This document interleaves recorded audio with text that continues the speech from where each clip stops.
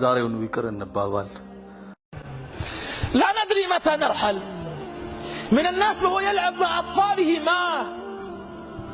من الناس من هو يجري في الحياة مات.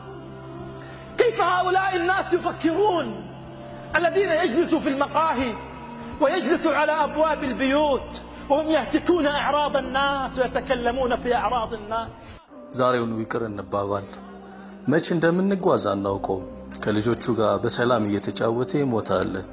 ስንቱ ነው የዕለት ጉርሱን ፍለጋ ሲሯሯጥ በድንገት ጸጥ ያለ። እኔ የማይገባኝና በጣም የሚገርመኝ በየካፌቴሪያው ቁጭ ብለው በየደጃፉ ላይ ተቀምጠው የሰው ክብር ከፍ ዝቅ ሲያደርጉ የሚውሉት ሞትን እንዴት አድርገው እንደሚገምቱትና እንደሚያስቡት ነው።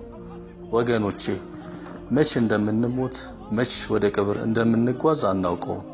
በአላህ ስም እምላለሁ አንድም ቀን ቢያንስ አንድ ሰው ወደዚህ ወደማይቀርልን ጉዞ ሳንሸኙለን አናቅም። ወይም በሆነ ሰው የቀብር ስነ ስርዓት ላይ እንገኛለን። ምናልባትም እንዴት በምን ምክንያት ሞቱ ብለን ስንጠይቅ ወላሂ አናውቅም፣ ምንም ችግር የለበትም ነበረ፣ ወላሂ ህመም የሚባል አያውቃትም ነበረ፣ ሰላም ስትጫወት ነበረ የሚል ምላሽ ይሰጡናል። ቀለል ያለ ህመም ታሞ ለምርመራ ሆስፒታል በሄደበት ሬሳው እንጂ የማይመለስ ስንቱ ነው። ቀነቀጠሯችን መች እንደሆነ አናውቅም። ታዲያ ምንን ተማምነን ነው በደልና ግፍ የምንፈጽመው? ዱንያን ተሰናብተን መች ወደ አላህ እንደምንጓዝ አናውቅም እኮ። እንዴት ነው ታዲያ በማናለብኝነት የምንዘባነነው? እንዴትስ ነው ግፍ የምንፈጽመው? እንዴት ነው ታዲያ በሰዎች ላይ ድንበር የምናልፈው? እኮ ምን ይዘን ምን ተማምነን ነው በሰዎች ክብር የምንረማመደው? የእያንዳንዳችን ፀሐይ መጥለቁ አይቀርም። ጮሌ ብልጥ ማለት ራሱን በመውቀስና በመወንጀል ከሞት በኋላ ላለ ህይወት ታታሪ ሆኖ የሰራ ነው። ስትሞት ብቻህን ነው የምትሞተው። ስትከፈን ብቻህን ነው። ወደ ቀብርህም የምትገባው ብቻህን ነው። ማንም አብሮህ አይኖርም። ማንም አይከተልህም። ጌታ ፊትም ስትቆም ለብቻህ ነው። ማንም አብሮህ ከጎንህ አይቆምም። እንደ ዱንያ ጠበቃ የሚሞግትልህ የሚከላከልልህ እንዳይመስልህ። ከስራህ ውጪ በዱንያ ያለ ገንዘብና ንብረት በሙሉ ወጪ ብታደርግ እንኳን ጥብቅና የሚቆምልህ አይኖርም፣ አታገኝም። እንዲህ ስልህ ደግሞ በስራህ የጎን ስፋቷ ብቻ የሰማያትና የምድርን የምታክለዋን ጀነት የምትገዛ እንዳይመስልህ። ያውም አንተ ይህንን አምተህ ያንን ከዚያ አጋጅተህ የዚህኛውን ክብር አጉድፈህ በዚያኛው የሌለበትን ለጥፈህበት ሳለ በስራህ ጀነት የምትገባ አድርገህ እንዳታስብ አደራህን። የእናትህን ጉንጭ በይቅርታ አድርግልኝ መንፈስ ልትስም የምትፈልግበትና ፍጹም የማትችልበት ቀን በድንገት ከተፍ እንዳይለብህ ነቃበል አደራህን። በዚህ ዱንያ ሳለህ የበደልከውን ወይም ክብሩን ያጎደፍከውን ወይም ያማኸውን ወይም በጀርባው የተቸኸውንና የሰደብከውን ሰው የይቅርታ አድርግልኝ መንፈስ በተሞላበት ልታቅፈውና ልትስመው ፈልገህ የማይሳካልህን ቅጽበት ፍራ፣ ተጠንቀቅ። የዚህን ሰው ሬሳ ፊት ለፊት በምታይበትና ያለፈውን ማረኝ ይቅር በለኝ ልትለው ብትከጅልም ብትመኝም ከንቱ ምኞት የሚሆንብህን ዕለት ተጠንቀቅ። እዚሁ በዱንያ ቆማችሁ ሳለ ሂሳባችሁን አወራርዳችሁ አጽዱ። ለሐሜተኛ ለዘላፊ ሁሉ ወይል አለላቸው። አላህ ሱብሓነሁ ወተዓላ እየዛተ ነው እንዲህ የሚለው። ወገኖቼ ወይል ማለት የጀሃነም ውስጥ የሚገኝ ሸለቆ ነው። ይህ ሸለቆ የጀሃነም ሰዎች መግልና አዥ መጠራቀሚያ ነው። አዎ ሸለቆ ለሐሜተኞች የተዘጋጀ ነው። እንዲሁም አፋቸው ለከት ለሌለው ተሳዳቢዎች ዘላፊዎች የተደገሰ ነው።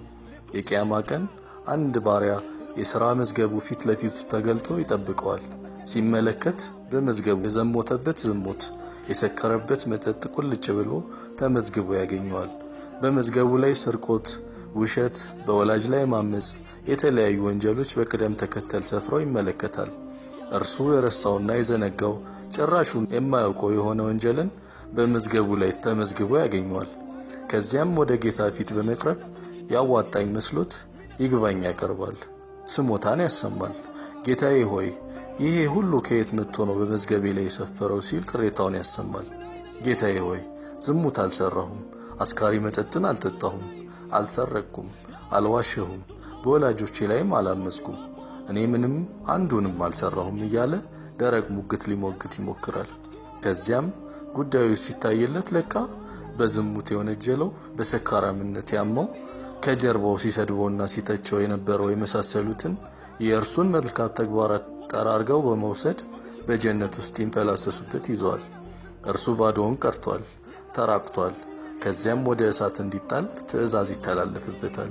እነኚህ ሁሉ የእርሱ መልካም ስራዎች በካሳነት ተከፍሏቸው በጀነት ሲንፈላሰሱ፣ እርሱ ግን መልካም ስራዎቹ ዕዳና ካሳውን ከፍሎ መጨረስ አቅቶት ከነዚህ ከበደላቸው ሰዎች ወንጀል እየተዘገነ ይጫንበታል።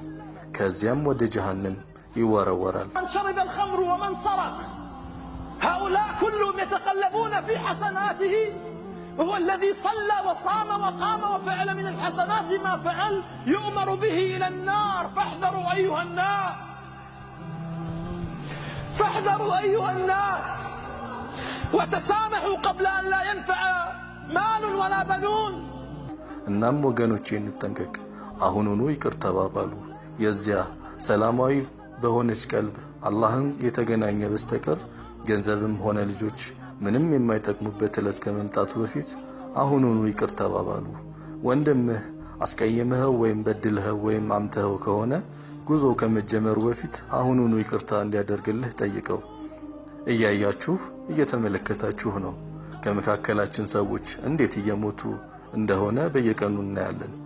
እገሌ እኮ ምንም ሳይታመም በድንገት ነው የሞተው፣ እገሌም በሽታ የሚሉት አያውቀውም ነበረ፣ ሐኪም የሚባል ሄዶ አያውቅም ግን ሞተ እየተባለ በየለቅሶ ቤቱ በየቀብር ስነ ስርዓቱ ላይ ሲነገር እንሰማለን። እናም አደራ ዛሬውኑ ይቅር እንባባል።